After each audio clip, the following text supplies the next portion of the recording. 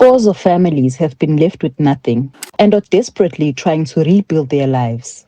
This after a devastating fire swept through the Kennedy Road informal settlement on Wednesday night. The settlement has experienced similar incidents in the past. At least 70 people have been displaced. Residents were evacuated to a local community hall. I just saw a huge fire and we ran out of the houses and we didn't get time to take anything. My children's clothes, shoes, school uniform and textbooks went up in flames. They are writing their exams and I don't know what to do because my ID and money was inside the house. I was selling traditional beer at night. We were sitting here when I was selling.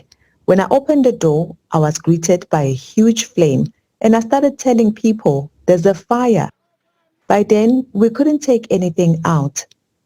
A resident, Philip Xaba, who lost his savings in the fire, says they've been waiting years for the government-subsidized housing they were promised.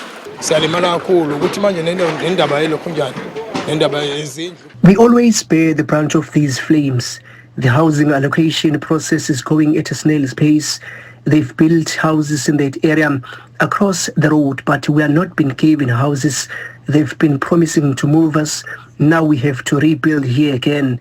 And I don't know what is going to happen because the house number we were given to be allocated at houses was burnt. Authorities say one of the challenges experienced by emergency services is access, as most informal settlements are densely populated.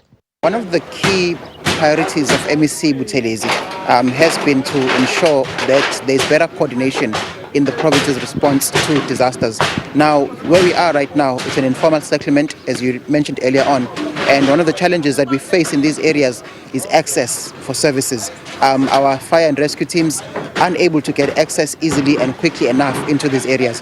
So one of the interventions that the MEC came up with was the installation of smoke alarms within these areas as they are densely populated. Nzila says disaster teams are still assessing the damage.